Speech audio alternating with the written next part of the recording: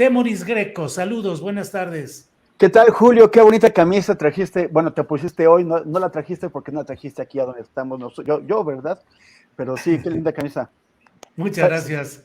Saludos, Arnoldo, Arturo. ¿Qué tal? Gracias. Hola. Arturo Rodríguez, buenas tardes. Buenas tardes, Julio. Buenas tardes, Arnoldo Temoris. Como siempre, es un gusto, un privilegio estar en la mesa con ustedes y naturalmente, pues saludo a tu audiencia cada vez más robusta. Gracias, Arturo. Arnoldo Cuellar, buenas tardes. ¿Qué tal? ¿Qué tal, Julio? ¿Qué tal la mesa? Muchas gracias, como siempre. Bueno, pues estamos aquí ya con los temas del día, que pues hay un montón de cositas. Arnoldo, línea 12. No, bueno, pero espérate, déjame empezar más bien. Temoris, ¿cómo estás pasando el asunto de la contingencia ambiental? Wow. Pues la verdad es que he estado encerrado todo el día, entonces no lo he, o sea, he estado trabajando en casa. Y no te puedo decir mucho. Imagino que se está liberando un poco las calles del tránsito, lo cual está muy bien, como cuando estábamos en Semana Santa hace unos pocos días, pero no te puedo decir mucho porque no la he experimentado. Gracias, Temoris. A Arturo, supongo que estás en la Ciudad de México. Sí, y fíjate que yo estoy igual que Temoris, me la he pasado todo el día trabajando aquí en casa y no he resentido, pero bueno, es parte de este ciclo. Cada año por los meses de marzo, abril, se complica mucho el tema ambiental en la Ciudad de México. Mientras no haya lluvias, pues la cosa está siempre complicada.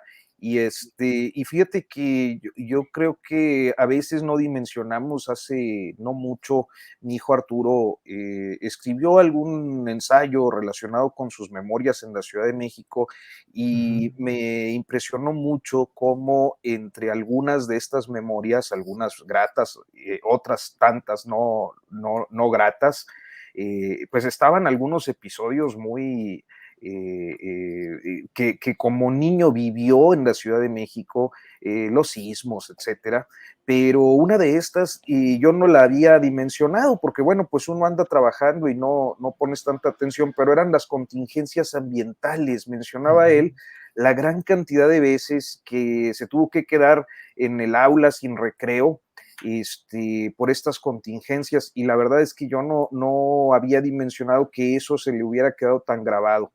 Entonces son pues sí, temporadas difíciles en la ciudad, yo creo que sobre todo para las infancias, como se dice ahora. Sí, así es, Arturo.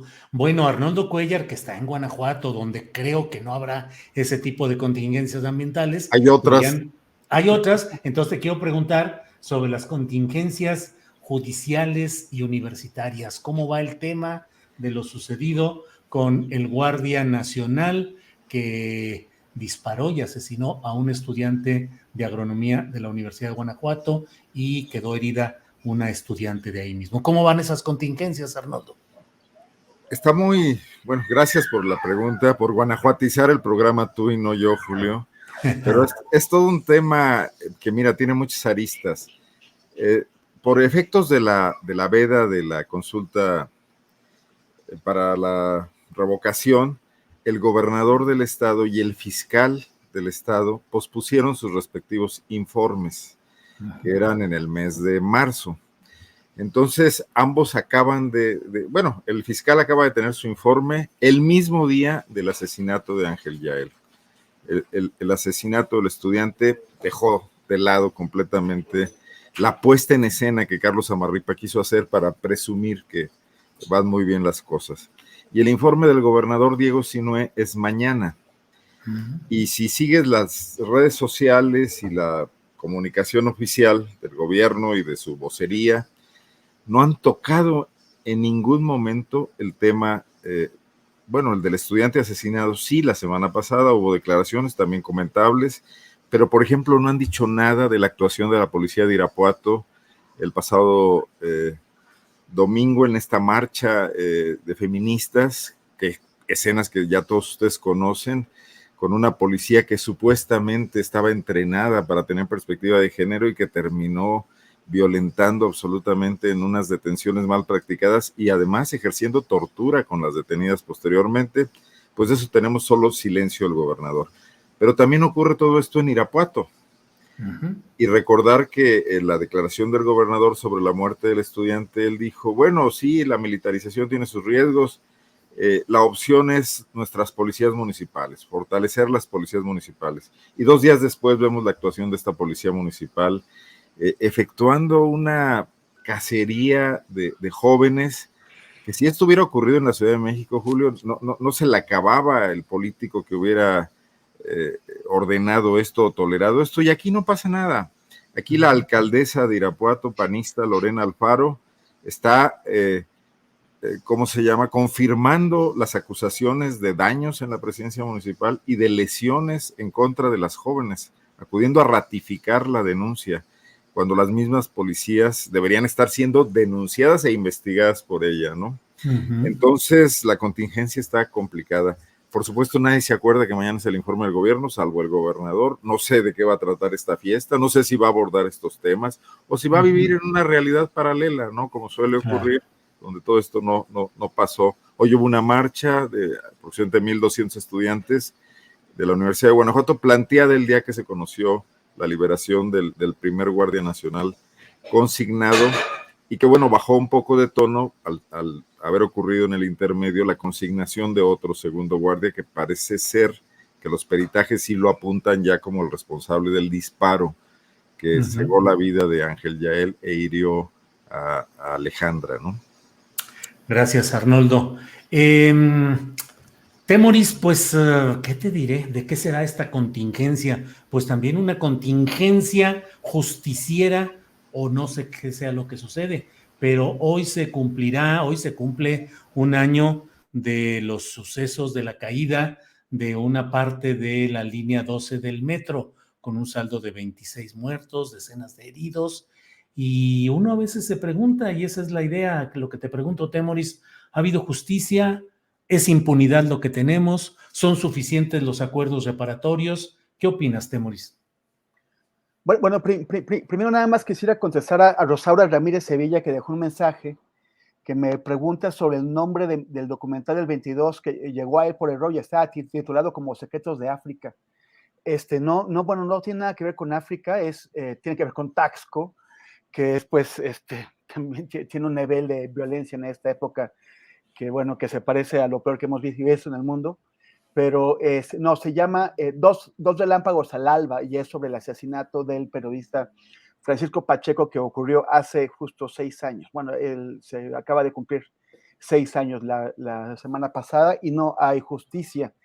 Sobre Secretos de África, tengo un libro que se llama Asante África, no sé si tiene que ver eso, pero bueno, gracias, Rosaura, por la pregunta. Ya después vamos a anunciar cuando lo coloquemos en otras plataformas para que sea accesible. En cuanto al tema de la línea 12, es que es un acuerdo old fashion, ¿no? O sea, viejo estilo. Un acuerdo en donde se cubren las formas, o se intentan cubrir las formas, se resuelve, pues como hacen la gente que tiene dinero, que todo lo resuelve con dinero. En este caso, Carlos Slim, que va a pagar las obras que se realicen para volver a poner en marcha esta línea, y ya con eso, pues parece que su empresa, o sea, yo no creo que él personalmente haya tenido ninguna responsabilidad, pero sí hay figuras en su empresa, se tomaron decisiones que generan una responsabilidad para esa empresa. No hay, o sea, no se colocaron los pernos, por ejemplo, entre otros materiales que no quedaron en su lugar, y eso no puede quedar en que te pago el golpe y ya.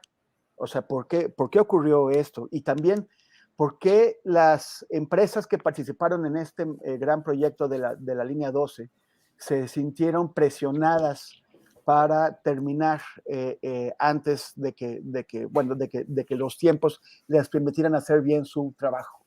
Aquí hay una decisión política, y también lo que ocurrió después, porque el gobierno siguiente, el de Mancera, no resolvió los problemas que había dejado Ebrard, el gobierno de Ebrard. ¿Por qué no lo resolvió? ¿Por qué no atendió el conflicto que se generó con el terremoto del 17? Entonces, o sea, esas son cosas que no nos están respondiendo, y que parece que las responsabilidades van bastante más arriba de lo que se quiere reconocer. Entre políticos y empresarios se abrazan y se dan la mano. Y en este contexto, pues también ocurre que llegan los oportunistas, y el oportunismo, pues con el mayor descaro, ¿no? Durante algunos años, sobre todo a partir de la desaparición de los 43 estudiantes de Ayotzinapa, personas de la sociedad civil, sobre todo víctimas, gente relacionada con víctimas, como los 43 desaparecidos, los 49 bebitos muertos en un incendio intencional en Hermosillo, en la guardería ABC, o las víctimas de feminicidios. Hay varios casos que decidieron colocar antimonumentos en la Ciudad de México como una forma de recordar a las víctimas, de honrar a las víctimas, y también de enfrentarse al sistema, porque al status quo, al orden establecido, porque fueron antimonumentos que se colocaron sin pedirle permiso a una autoridad y que se confiaron a la ciudadanía, a la gente, para que fueran valorados y para que fueran protegidos. Y el día de ayer, en una burla, en una mímica de esto, en una burla, el PAN colocó su propio antimonumento. Los antimonumentos originales son todos obras artísticas. Ese es un estante que aventaron ahí en Colonia Juárez sin ninguna aspiración creativa. Pero lo que es más importante es que esto no se parece para nada a un antimonumento, porque evidentemente no hay una reivindicación de las víctimas, no hay una memoria de las víctimas, ni lo colocan las personas familiares de las víctimas, lo colocan políticos tratando de sacar raja electoral de esto, intentando montarse en el dolor de la gente que murió para tratar de cobrar una cuenta y tener mayores simpatías rumbo a las elecciones. Eso a mí me parece un descaro, y además es un descaro que no va a durar, porque a los antimonumentos es la gente quien los protege, y a este antimonumento no lo va a proteger nadie, porque no representa una causa auténtica e íntima de nadie. Bien, Temoris, gracias. Arturo Rodríguez, ¿qué opinas de este episodio? Yo entrevisté hoy a Gabriel Regino, el abogado penalista, y le preguntaba si esto era como una novela negra, un thriller político, la concurrencia del máximo poder económico del país y uno de los más importantes del mundo, Carlos Slim, con su grupo Carso, las pretensiones futuristas que involucran tanto a Ebrard como a la propia Claudia Sheinbaum, dinero, ambiciones, poder, híjole, material como para una novela negra. Arturo Rodríguez. Gracias, Julio. Bueno, mira, nada más muy brevemente, siguiendo la guanajuatización, me parece, tú lo expresabas en un tuit, creo que, bueno, pues como suele ocurrir cuando haces una expresión crítica, hubo alguna reacción virulenta, pero ciertamente la incapacidad de algunos militares para tareas policíacas me parece que los tiene sumamente nerviosos en campo. Entonces, a veces uno no sé, pienso en las veces en las que personalmente, siendo joven, pues por ahí entre los ranchos y las brechas, y nos quedábamos echando trago jovencitos y pues bueno, viendo un vehículo y te asustas porque pues te va a agarrar la policía porque ya sabemos cómo, y vamos, que suceden cosas o pueden suceder cosas como esta de Guanajuato. Me parece lamentabilísimo, porque pues creo que habla de una falta de preparación, naturalmente no de todos, pero sí de pues agentes que hoy están en las calles teniendo una formación militar, y creo que es un caso que no debe quedar nada más por ahí en el anecdotario o en la noticia vieja de la escena y de la discusión nacional, sino como también una alerta de que las cosas están delicadas en terreno. Ahora bien, respecto a la línea 12, ayer lo comentaba en un live, y esta situación continua, generalizada de los malos trabajos de infraestructura que hemos visto históricamente, yo creo que podría mencionar a bote pronto algunos muy concretos, donde existe una responsabilidad del Estado y una responsabilidad de servidores públicos, muchas veces, y creo que casi siempre relacionada con corrupción política. O sea, yo lo he visto en inundaciones que tienen que ver en ocasiones con la forma en la que políticos con rancho, por ejemplo, y ponen diques y llevan agua a sus tierras, provocando con esto pues una sobrecarga en periodo de lluvias y generando inundaciones terribles, muchos damnificados, muertes. Ha ocurrido en el estado de Coahuila, ya en Piedras Negras, ha ocurrido en Nuevo León, casos como Pasta de Conchos, donde el deber de inspección no fue cumplido por la Inspección General del Trabajo y esto provocó la muerte de 65 trabajadores. El caso de aquellas plataformas o aquella plataforma petrolera que pues terminó en este naufragio de mandarinas en la sonda de Campeche, por allá también en el sexenio de Vicente Fox. Más recientemente, creo que tenemos muy fresco el caso del Paso Express, de Cuernavaca, donde una obra de infraestructura mal hecha, pues terminó con un socavón y la muerte de personas, y naturalmente, sin lugar a dudas, la línea 12. ¿Qué tienen en común todos estos episodios y muchos más que pudiéramos añadir a la lista? Pues que debido a la importancia de los actores políticos que tienen una responsabilidad política y en ocasiones también administrativa sobre este tipo de obras de infraestructura, terminan problematizándose, buscando desviar la atención, disminuir el impacto político que una situación como esta les provoca, en especial en un contexto en el que dos actores fundamentales de la llamada Cuarta Transformación, evidentemente los punteros en el proceso de sucesión, pues están implicados. Uno por haber sido el responsable de la construcción y quien inauguró la línea 12, la otra por estar al frente del gobierno capitalino y por lo tanto tiene un deber de cuidado que se relaciona con la seguridad, con el mantenimiento correctivo en su caso, que no pues se observó en su necesaria dimensión.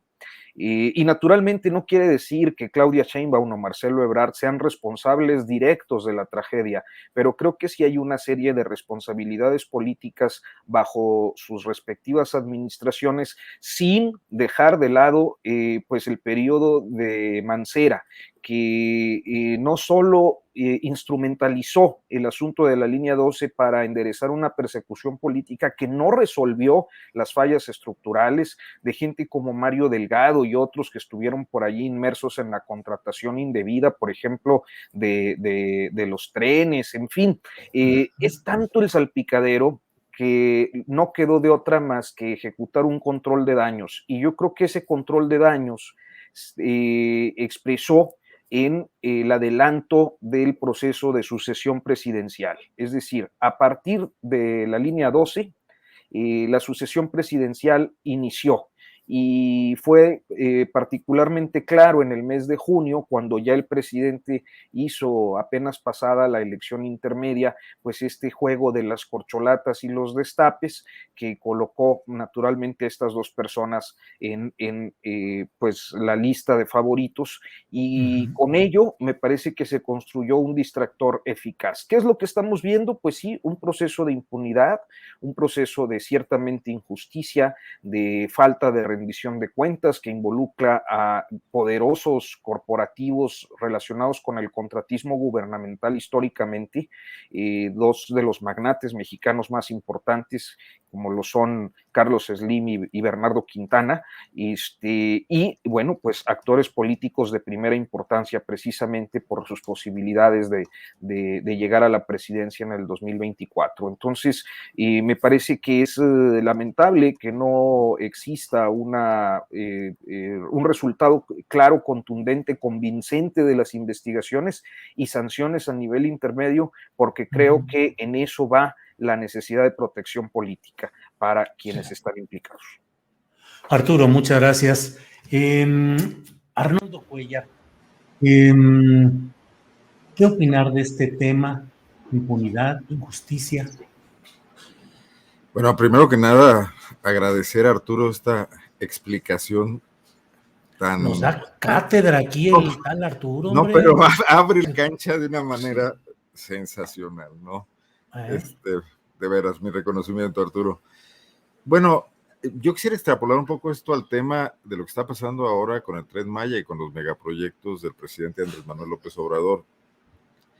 O sea, sin duda, Andrés Manuel López Obrador embona con una forma de hacer política del viejo prismo todopoderoso, presidencialista, que buscaba la transformación del país, que asociaba la corrupción a grandes proyectos, pero que de alguna manera mantenía una mesura.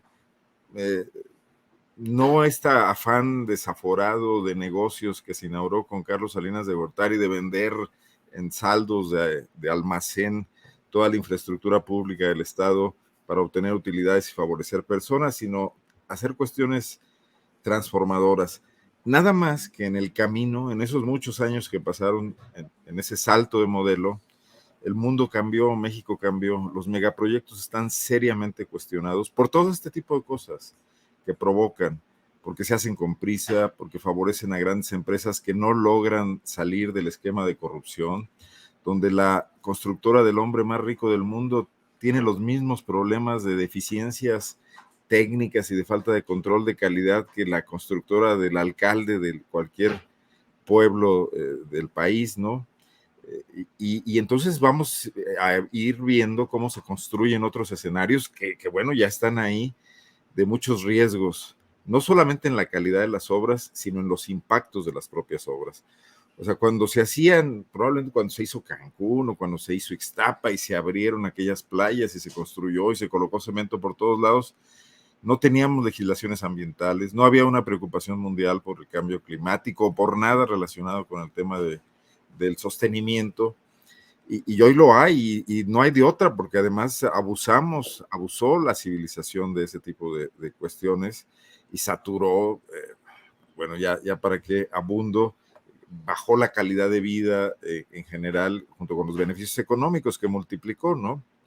Entonces, ¿qué va a pasar en el futuro con esas megaobras? Yo creo que vamos a tener, no descarto, toda clase de problemas, porque se están haciendo con prisa, porque sí están entrando a saco en lugares vírgenes, porque nada garantiza que lo que ordena Andrés Manuel López Obrador, quien puede ordenar lo que quiere y tener conciencia de las cosas que hace, ocurran en campo ya con empresas presionadas en entregar, con tiempos, etcétera, con escasez quizás de recursos para hacer las cosas como se debe, con ingenieros trasplantados de cualquier otra parte del país al sureste, incluso los militares, ¿no? Entonces, el modelo es el que parece estar siendo problemático en sí, no únicamente que pasen incidentes con él, sino que todo el planteamiento. Yo no discutiría que el presidente hubiese iniciado una obra que ayudara al sureste de forma fundamental y que fuera un proyecto de Estado de largo plazo. El otro tema en México es que todo es sexenal y que otro presidente puede echar abajo la reforma del anterior, independientemente de que se justifique o no, o las obras quedar inconclusas, ¿no? Yo creo que, por ejemplo, López Obrador da un buen ejemplo de continuidad política con el tema del Tren México-Toluca, que era una obra muy Grupo Atlacomulco, pero que tiene que salir, aunque sea a los costos que ya están súper inflados, ¿no?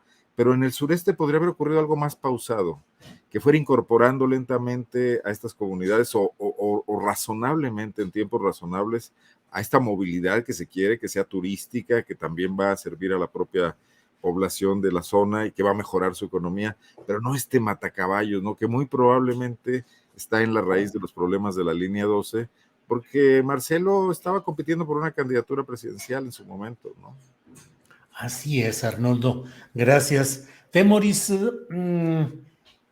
fíjate que vi el fin de semana una serie llamada Un extraño enemigo, con Jiménez Cacho como protagonista principal, y se refiere a las presuntas intrigas internas del gobierno de Gustavo Díaz Ordaz con Luis Echeverría como secretario de Gobernación y Alfonso Corona del Rosal como jefe del gobierno capitalino, que habrían desembocado en el 2 de octubre del 68, en todo ese, es decir, las intrigas políticas y cómo, a pesar del mando presidencial, sus grupos y las fuerzas de abajo pueden moverse de tal manera que no obedecen la instrucción superior y juegan su propio juego. ¿Qué tanto hoy, Temoris, crees que el presidente de la República tiene el control real sobre sus piezas, sobre el juego político y en el cumplimiento de sus instrucciones? ¿O si hemos entrado ya, como en otros tiempos, en otros sexenios, en el momento en el cual, aun cuando sigue muy fuerte el poder presidencial, porque es el que va a definir al sucesor, los rejuegos de abajo no siempre obedecen al interés superior, suponiendo que lo hubiera en otras épocas, pero lo asumo ahora con López Obrador, la idea de hacer cosas por el bien de la nación? ¿Qué tanto estos rejuegos de poder afectan el propósito noble superior a todo esto? Tu micrófono. Gracias. A lo largo de la historia reciente de México post-revolucionaria, el proyecto siempre ha estado, el proyecto colectivo, el proyecto del PRI en su momento, o el proyecto de los panistas, o el proyecto ahora de Andrés Manuel, suele, o sea, bueno, vamos a ver si ocurre también con el de Andrés, pero podría ocurrir, suele quedar detrás de los proyectos personales. Todos los presidentes del PRI, no, bueno, no todos, pero la mayoría de ellos intentaron perpetuarse a través de sucesores que hicieron todo lo posible por quedar bien con ellos, todo lo posible por demostrar que eran los más leales, los más atentos, los más serviciales, y una vez en el trono, los echaron. Cárdenas echó a Calles, a Echeverría López Portillo lo mandó de embajador a las islas del sur. Salinas fue exiliado por Cedillo. O sea, eso se ha visto una vez y otra vez. A Fox no lo mandaron a ningún lado, pero finalmente Calderón lo encerró en su casa en San Francisco del Rincón.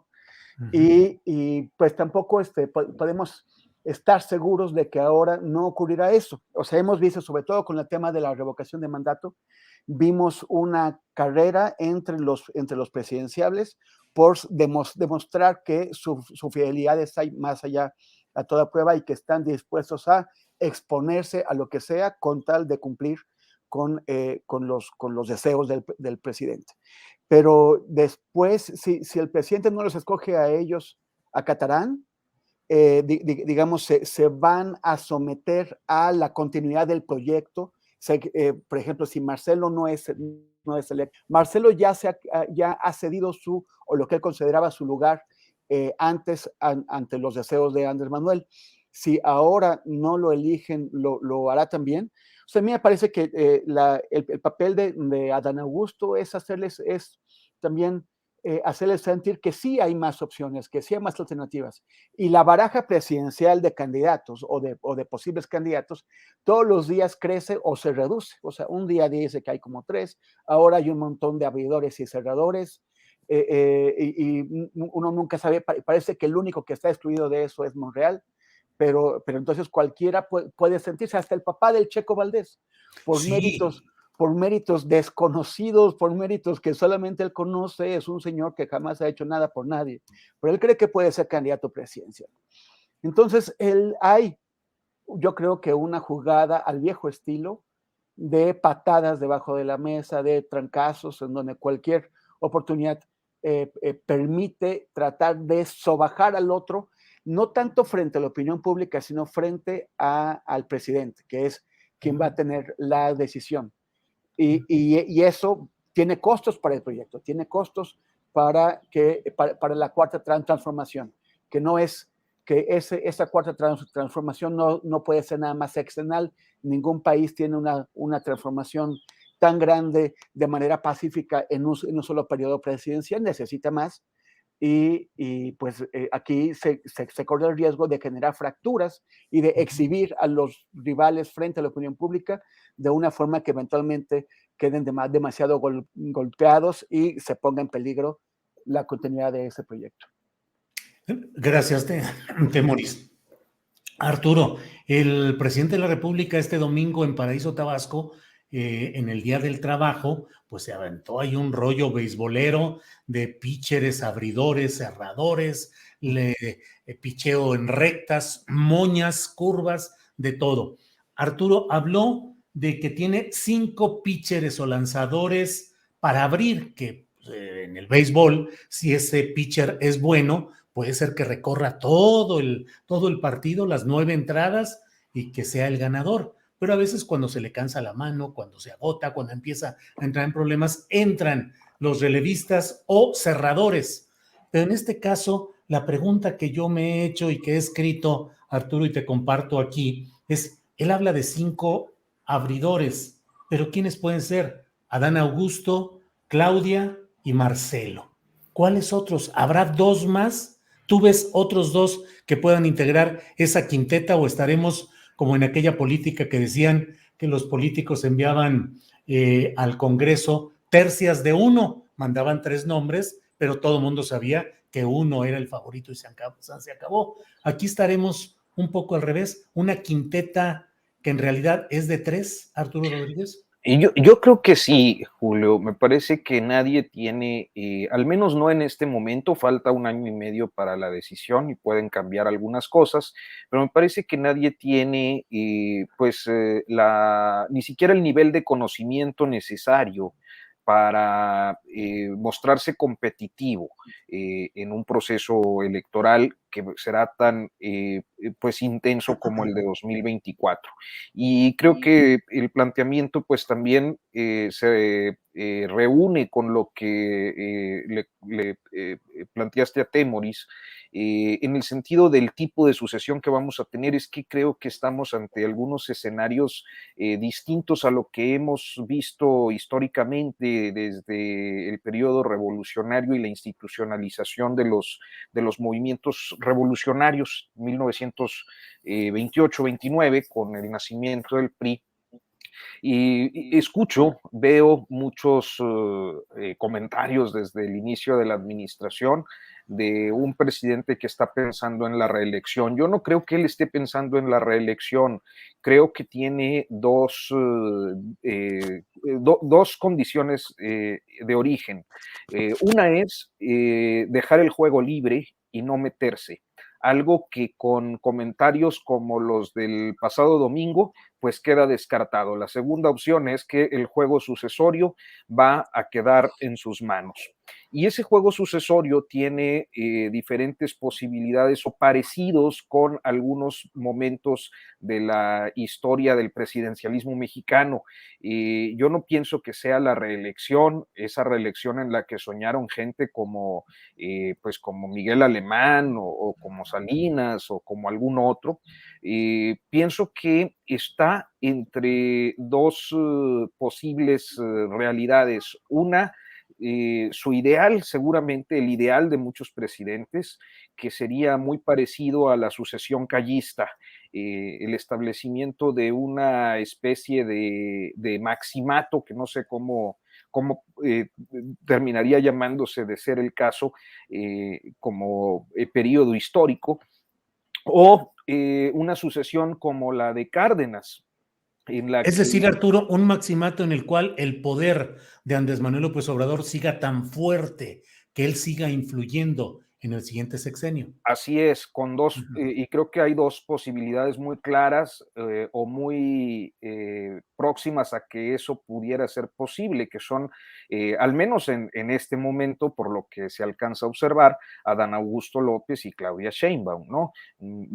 Cualquiera de los dos pudiera ser presidente teniendo una guía moral, un líder moral que podría tener o mantener cierta influencia política. La otra es el estilo cardenista hacia Ávila Camacho. Yo creo que a Cárdenas, que además es una figura que admira mucho el presidente López Obrador, le hubiera gustado dejar al general Mújica, pero terminó dejando pues al que podía ser más próximo a los intereses occidentales en un contexto como el de la Segunda Guerra Mundial, que fue Ávila Camacho. Me parece que hoy pues también hay un escenario similar donde tiene a una izquierdista con la que pudiera tener amplias empatías como es Claudia Sheinbaum, y contextos que pudieran irse dando hacia el 24 que llevaran a definir por alguien más moderado como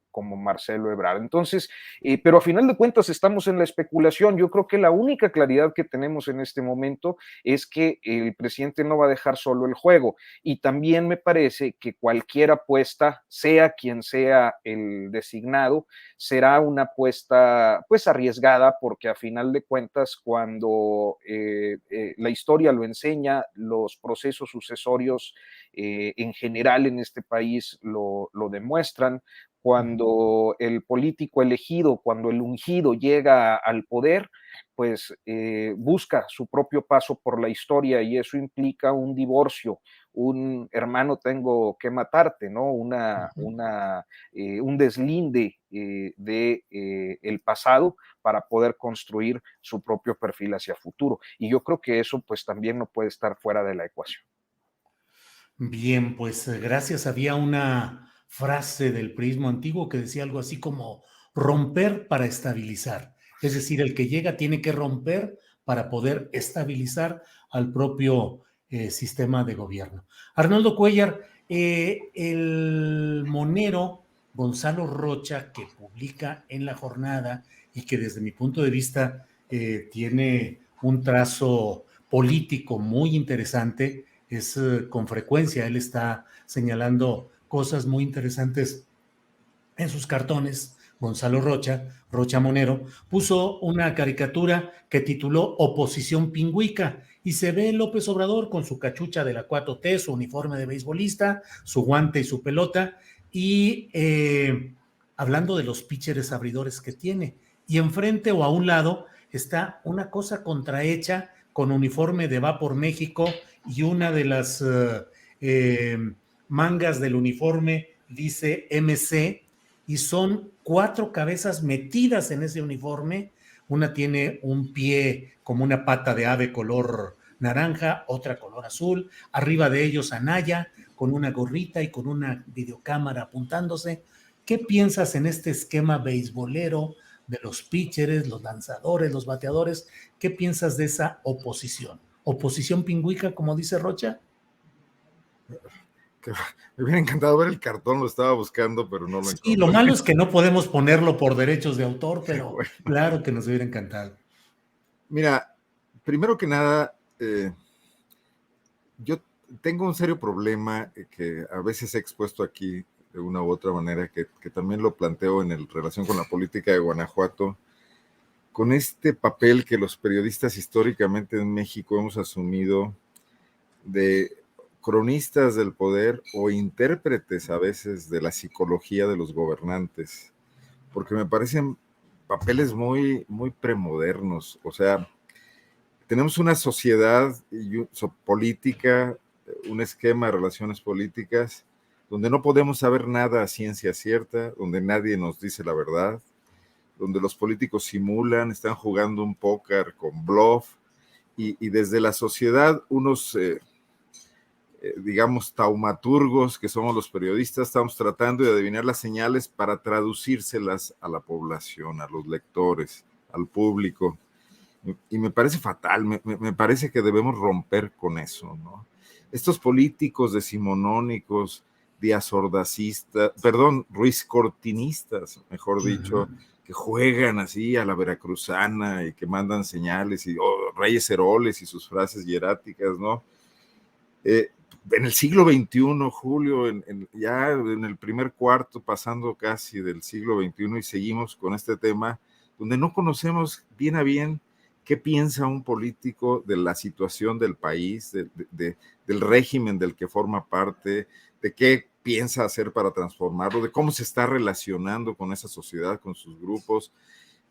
Entonces, sí veo que la 4T es lo mismo, el mismo ADN priista transformado en algo diferente, en algo nuevo, pero que subsiste ahí, ¿no? Y en ese sentido me parece que el presidente López Obrador está jugando con todos nosotros, que si dice 5, a lo mejor son 3, pero ese día se le ocurre mandar esa señal a ver a quién confunde, y que él está planteando un juego que solo él conoce, que puede ser cualquiera, absolutamente cualquiera, desde la reelección, en el sentido de que él sea el hombre necesario, el necesariato, para continuar ese plan, porque ninguno de sus delfines o corcholatos o lo que sea lo podría continuar, o en serio que esté pensando retirarse y a ver qué pasa con el país, soltar al tigre, como dijo alguna vez, pero estamos demasiado pendientes y hoy más que nunca, creo, de Palacio, de la mañanera.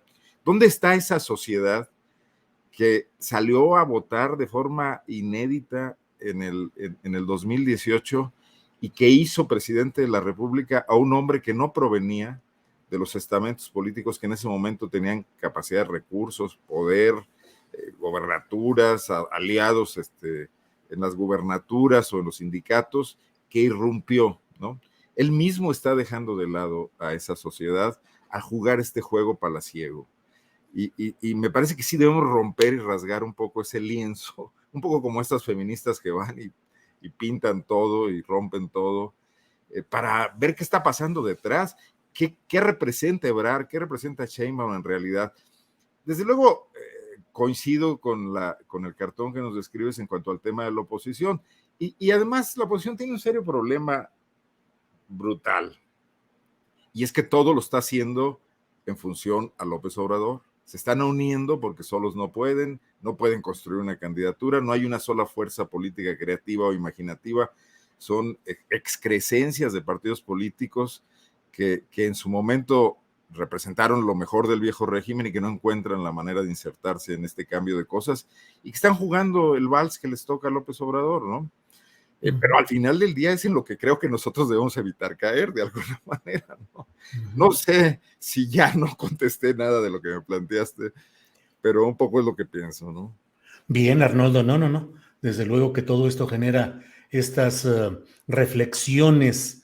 Temoris Greco, lo que propone Arnoldo es romper pues con ese juego de interpretaciones a partir de los signos palaciegos y de las interpretaciones de voluntades, de actitudes. ¿Es posible en una cultura política no tan desarrollada como es la mexicana, Temoris? Ya. O sea, es que siempre, es que es un vicio añejo del periodismo, ¿no? O sea, siempre los periodistas... El mexicano, ¿no? No, del periodismo mexicano, sí. O sea, es el periodismo en su origen siempre ha estado ligado a los movimientos políticos. O sea, son escasos los proyectos periodísticos que han surgido con un fin netamente periodístico. Por lo regular, proyectos políticos generan sus medios de comunicación, o sea, sus propios proyectos disque periodísticos, pero que en realidad son políticos. Y también a veces parece que son pocos los periodistas que realmente somos periodistas o sea, periodistas sobre política, porque queremos el periodismo. Parece también que, así como a veces se siente que muchos periodistas deportivos en realidad quisieran haber estado pateando el balón y no contando cómo se patea el balón, también hay como muchos periodistas que quisieran estar en el lado de los políticos y no están donde pueden. Entonces estamos, sí, o sea, con frecuencia intentando descifrar signos, interpretar, mandar mensajes, servir a otros, a políticos que quieren crear ciertas percepciones, introducir narrativas. Y o sea, yo coincido con Arnoldo en que hay que buscar romper con eso e irnos más a lo profundo. Pero eso también se hace, o sea, hay que distinguir entre el periodismo que se hace de emergencia con comentarios, o sea, estamos conversando lo que esta mañana dijo el presidente. Hay que diferenciarlo del periodismo de análisis que podemos hacer cuando tenemos más tiempo para pensar las cosas, cuando podemos preguntar, investigar, complementar nuestras opiniones y nuestras observaciones con documentos, con otro tipo de información. O sea, el periodismo reactivo, como es el que hacemos aquí, porque es el que nos toca hacer, o sea, no es que esté mal este periodismo, es importante, pero también sería importante que la gente que nos escucha complemente o fortalezca su conocimiento de las cosas leyendo piezas de análisis de personas que no están pensando o sea, que tienen más tiempo para pensar y para proponer algunas ideas, y que lean libros también. Nosotros también escribimos libros, los cuatro aquí, en donde intentamos darnos esas pausas para hacer análisis más sólidos, más documentados, mejor fundamentados. El tiempo sí nos hace un gran favor al momento del análisis. Ahora, el problema es que la política no sigue los tiempos del análisis, no sigue los tiempos del periodismo. Y por eso también hace falta este tipo de espacios en donde estamos comentando con lo que acaba de pasar. Gracias, Temoris. Son las 2:50 p.m. Estamos en la parte final de esta mesa. Así es que, Arturo Rodríguez, te toca iniciar la ronda de postrecitos, lo que desees comentar sobre lo que se acaba de hablar o otro tema, lo que desees, Arturo, por favor. Pues ahora no traigo gran cosa, nada más, a mí me parece que cuando hacemos periodismo político en general... Ahora sí trajera, Arnoldo. Sí. Ahora sí trajera, ¿eh? Voy a discrepar un poco esta vez de Arnoldo, A ver. porque me parece que cuando hacemos periodismo político, así sea de opinión, que es como el género en el que al menos en esta mesa nos explayamos, me parece que partimos de ciertos elementos de la realidad que son importantes en la medida en que son asuntos de interés público, pues es el futuro, es lo que está pasando también, lo que se está diciendo, cómo interpretar algunas expresiones, porque si el periodismo se ocupa de eso es porque también hay una forma de hacer política, particularmente en este sexenio, que recupera mucho de las formas del pasado. Es decir, la lectura entre líneas luego es importante, los gestos, las expresiones, inclusive algunos actos o episodios.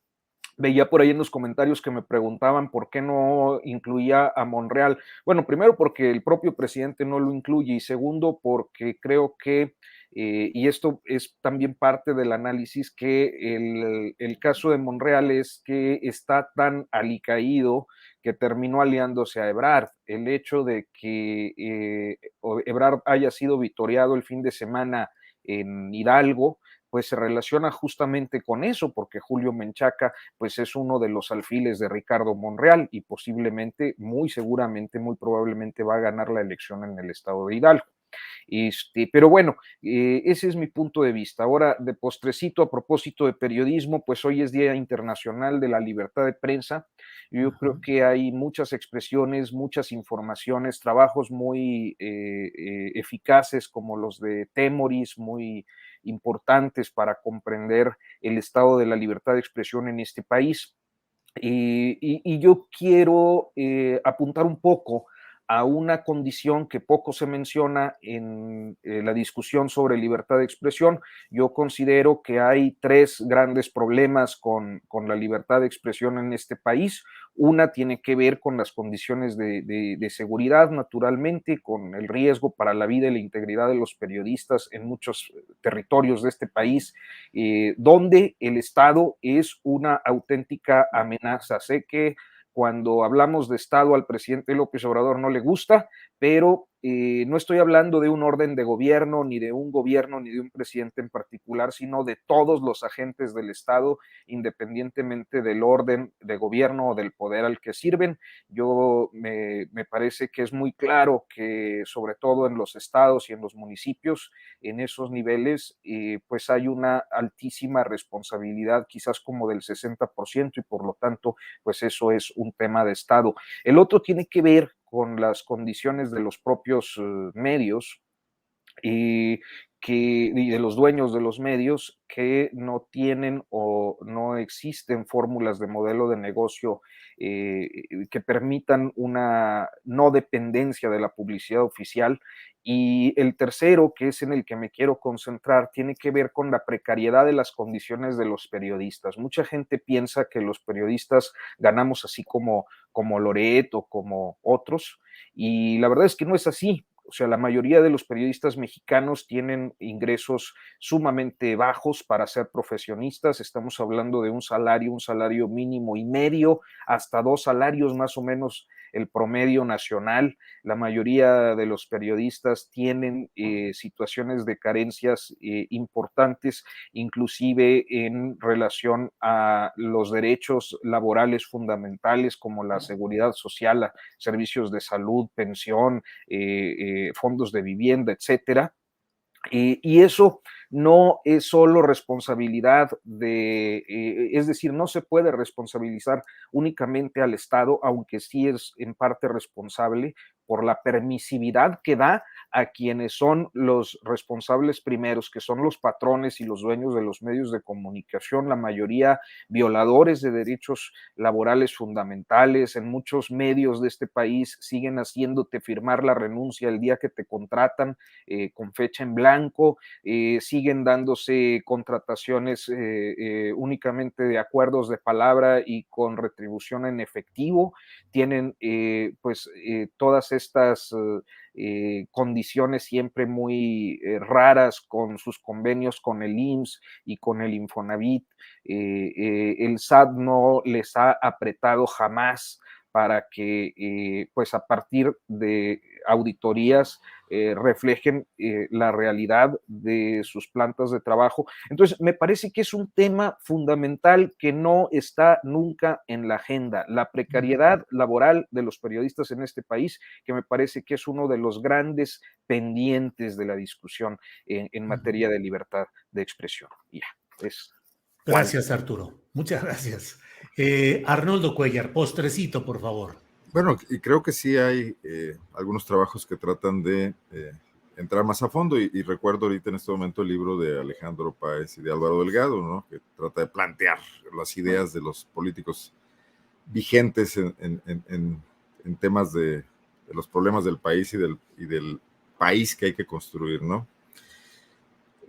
Bueno, también me refiero un poco a que los políticos serían muy felices teniéndonos a los periodistas describiendo, en efecto, como cronistas deportivos, el comportamiento de los equipos en el partido, pero hay cosas atrás que también resultan interesantes, y que el periodismo deportivo está empezando a hacerlo en el mundo y en México también. Por ejemplo, el esclavismo con el que se mantiene a los futbolistas, ¿no? O, por ejemplo, cuando hay equipos que se han visto involucrados en temas de lavado de dinero, incluso, o los escándalos estos de la FIFA vendiendo las sedes del Mundial, etcétera, que es algo que también influye en la política definitivamente, y no únicamente estas señales del presidente. Yo creo que tendríamos que empezar a revisar un poco más críticamente el tema de la asociación presidencial, sobre todo en Morena, porque yo creo que va a ser en Morena donde se va a definir al próximo presidente, y empezar a cuestionar los resultados que están teniendo los funcionarios, más allá de que el presidente quiera tenerlos, subirlos o bajarlos. No es noticia que Claudia Sheinbaum o Ebrard estén tan vigentes por los puestos que ocupan, pero sí es noticia los resultados que están obteniendo. Y de ahí en más hay una grisura enorme en el gabinete y hay una gran cantidad de problemas acumulados. López Obrador, cuando construyó su candidatura presidencial, estuvo en todo el país moviéndose. A veces ni siquiera, y lo ha recordado él mismo y todos podemos recordarlo, apareciendo en medios de comunicación, ni sabiendo en qué se movía, como se burlaba Calderón, ¿no? Que andaba puebleando y construyó una candidatura presidencial muy potente, y yo creo que ahí hubo una interacción con una vasta, muchos segmentos ciudadanos de muy distinto nivel que lograron empatizar. Ahí es a donde voy yo. ¿Qué está pasando en esos segmentos ciudadanos? Sin duda, unos continúan siendo muy leales al presidente de la República, se ve aquí en el chat, pero ya no están todos. ¿Y quién le está hablando a esos otros? ¿O quién está? ¿Y cómo ellos se van a manifestar políticamente si todo está limitado otra vez a lo que decida López Obrador, a quienes decidieron ya no entregarle un cheque en blanco, ¿no? Bien, Arnoldo, pues gracias a los tres por esta oportunidad de reunirnos en esta mesa de periodistas. Así es que, como siempre, Temoris Greco, gracias y buenas tardes. Wow, me quedé con todo el tintero repleto. Ay, perdón, yo sabía que faltaba, fíjate nomás, la censura disfrazada. Dije, me hago pato como que ya adiós y dejamos a como que ya son las 3. Sí, perdón, Temoris. Adelante con tu postre. Bueno, mira, rápido. Primero, reconocer a Beatriz Pereira como una periodista deportiva que ya lleva bastante tiempo haciendo un muy gran periodismo dedicado a entender lo que pasa tras bambalinas en el deporte y no nada más a contar quién pateó la pelota. Habíamos planteado comentar sobre la reforma o las iniciativas, las propuestas de reforma electoral. Bueno, tenía un análisis aquí, pero bueno, rápidamente. O sea, las dos propuestas, la de Andrés Manuel y la de la oposición, pues están pensadas no para que realmente se aprueben o para que lleguen a algo, pero o sea, en las dos podemos encontrar cosas muy interesantes. O sea, me llamó la atención que Andrés Manuel no quiere desaparecer la proporcionalidad, o sea, quiere convertir a todos los legisladores en representantes electos mediante el principio de proporcionalidad y no de mayoría a nivel estatal, y eso me parece muy interesante. No lo esperábamos. Hay varias cosas. Lo de los consejeros electorales y eso no le veo pies ni cabeza, pero bueno. Y en cuanto a la oposición también tiene lo de la segunda vuelta, es muy interesante, pero también la propuesta de la oposición está hecha para cosas que ni siquiera ellos quieren que se apruebe. La idea de que los candidatos de los partidos sean seleccionados mediante elecciones primarias organizadas por el INE, le quita a la dirigencia del partido o a las dirigencias de los partidos, del PAN, del PRI, de Morena, el control sobre sus propias estructuras. O sea, el poder de Marco Cortés o de Alito o de Delgado está en concentrar las decisiones al respecto de quiénes son los candidatos. Si tú permites que los candidatos hagan campañas para elecciones primarias y que sea la ciudadanía quien defina quiénes van a ser los candidatos, los líderes pierden el control y los candidatos ganan autonomía porque se deben a la gente, no al dirigente. Entonces, eso es obviamente algo que ni Marco Cortés ni Alito, y bueno, ya Zambrano ya nada más porque anda por ahí, pero que ni Marco Cortés ni Alito van a querer ver jamás en sus partidos, porque les quitaría todo el control. Pero entonces también pone en evidencia que es otra propuesta que está pensada solamente para tener algo que decir, para tener algo que parezca popular, que pueda ser atractivo, pero no para que realmente se apruebe. Y finalmente, hoy, gracias Arturo por esos comentarios sobre la libertad de expresión. Es importantísimo lo que dijiste sobre la precariedad, me parece vital. Y recordar y acompañar también, yo creo que desde esta mesa, a los familiares de Gabriel Uge, de Esteban Rodríguez, de Guillermo Luna, y de Iracema Becerra. Ellos fueron asesinados hace 10 años, este día 3 de mayo, en Boca del Río, en Veracruz, con el colectivo Ojos de Perro contra la Impunidad. Fuimos al sitio donde arrojaron sus cuerpos desmembrados en bolsas, unos canales de aguas negras en la Zamorana, frente a una unidad, a un fraccionamiento. O sea, no les importó la posibilidad de ser vistos por los vecinos.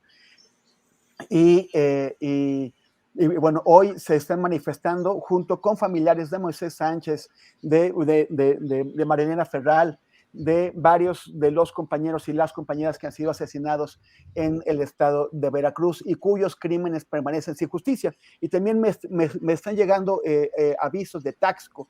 En Taxco es muy difícil comentar esto porque siempre hay riesgos de poner, porque los colegas allá están bajo amenaza, pero en Taxco están protestando.